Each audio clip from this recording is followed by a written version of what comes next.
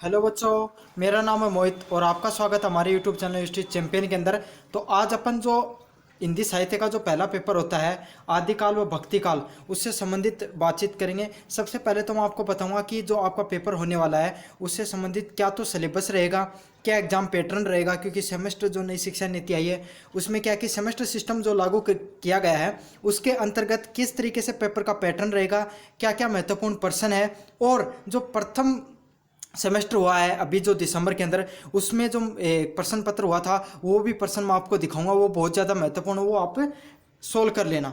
साथ के साथ मैं आपको बता देना चाहता हूँ यूनिवर्सिटी चैंपियन जो यूट्यूब चैनल है उस पर हमारे द्वारा महत्वपूर्ण प्रश्न डाल दिए गए हैं। जितने भी महत्वपूर्ण प्रश्न मैंने पिछले साहित्य का जो दिया था राजनीतिक विज्ञान का दिया था और हिस्ट्री का दिया था, बहुत ही शानदार परफॉर्मेंस रही है।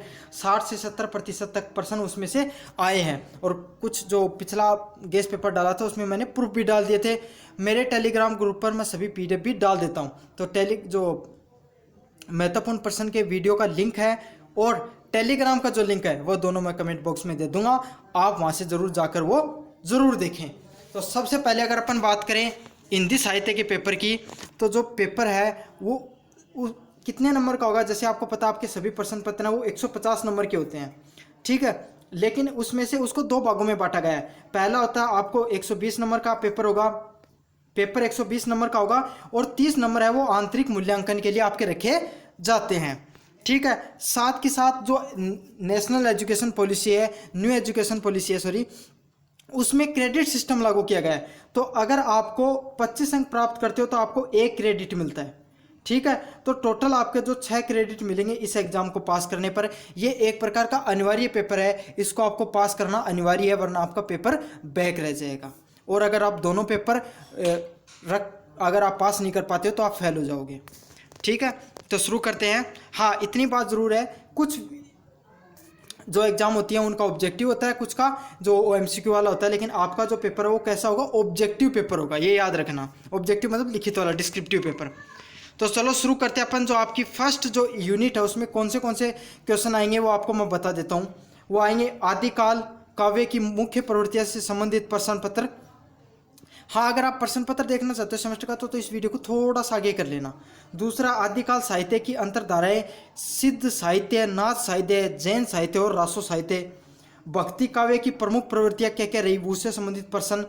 भक्ति काव्य की प्रमुख अंतरधाराएं, संत काव्य, सूफी काव्य, कृष्ण काव्य और राम काव्य। तो जो यूनिट फर्स्ट के जो प्रश्न है, महत्वपूर्ण प्रश्न है, वो मेरा जो इंपॉर्टेंट हिंदी साहित्य का मॉडल पेपर डाला है उसमें से आप जरूर देख लेना। उनसे एग्जाम में जाने से पहले अगर आप देख कर जाओगे तो मैं आपको पक्का बता सकता हूँ आपकी बहुत मदद साबित होगी।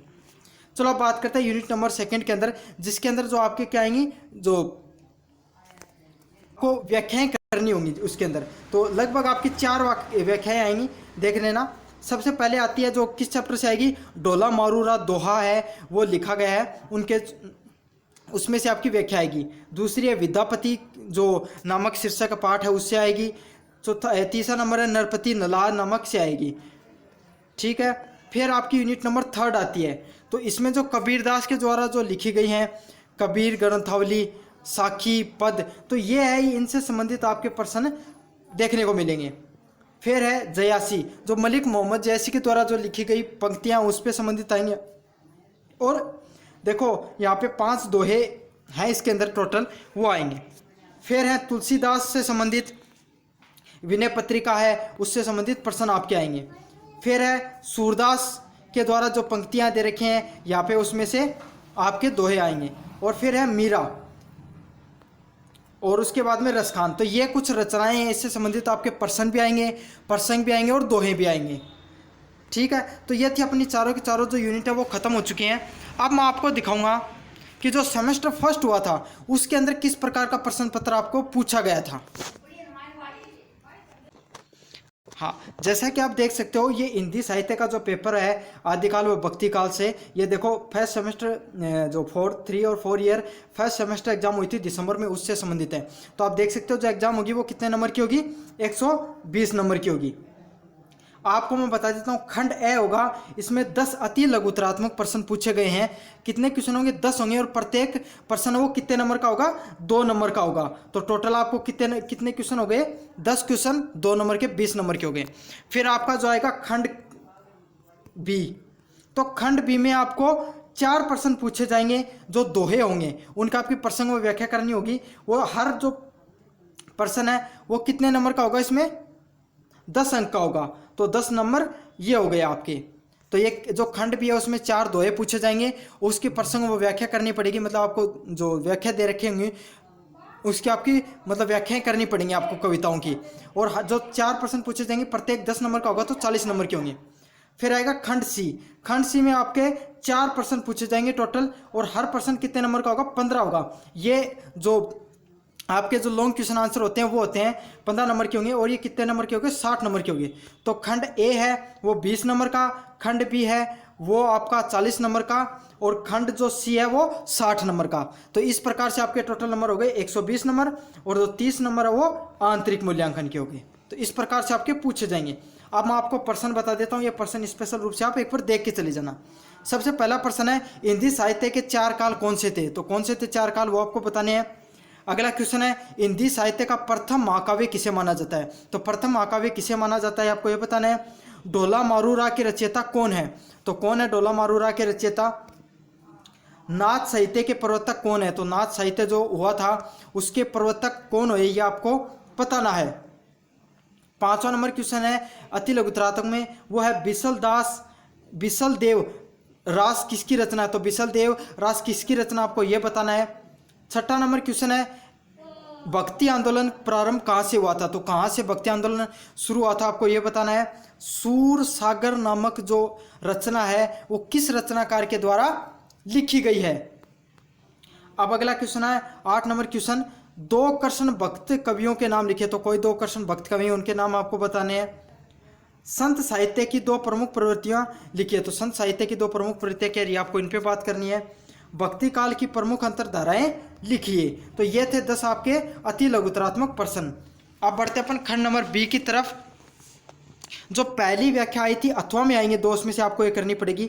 तो ये राधा देख देख राधा रूप अपार, ठीक है, पूरी पढ़ लेना आप। करु बिलीलाख मनहु पद पंकज अहो निशी कोर अगोर। तो ये व्याख्या आई थी, क्या तो आपको ये करनी थी या फिर दूसरी करनी थी। हंस गमणी मर्ग लोयणी नारी शीश समायरन दिल गिनियो जाय दिलहाट रे जुड़ता। तो ये आपकी महत्वपूर्ण है। फिर अपन बात करते हैं इकाई नंबर 2 की तरफ। जो दूसरी यूनिट से जो आपकी व्याख्या आई थी वो क्या थी। मन रे जागत रहिए भैया कह कबीर रासा सब छुट्या राम रतन धन पायो। क्या तो यह कर सकते थे, फिर क्या ये वाली कर सकते थे। केशव कही न जाए को कहिए तुलसीदास पर हरि तीन भ्रम सो अपनो पहचाने। फिर यूनिट नंबर 3 में क्या आई थी। उधो मन नाही 10 बिन सूरदास रसी को बतिया पूर्वो मन जगदीश। या फिर अथवा में थे इसमें सुनहरी पीर पिए सोहन को बतिया अति दृढ़ भयो नाही कौन करे। और इसके अलावा आपको यूनिट नंबर 4 से आई थी।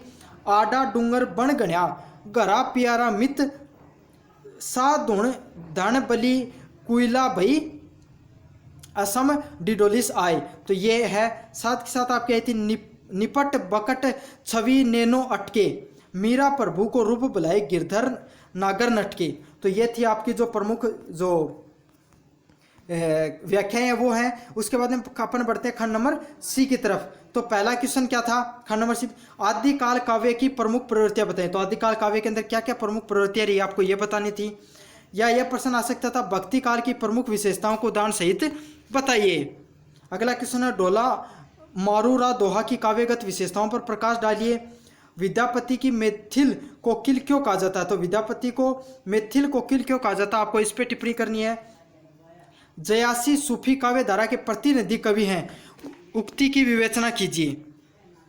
तुलसी की भक्ति भावना पर निबंध लिखिए। 6वां नंबर क्वेश्चन है मीरा के पदों में विरह की वेदना का मार्मिक चित्रण हुआ सिद्ध कीजिए। 7 है रसगान के काव्य की विशेषताओं पर प्रकाश डालिए।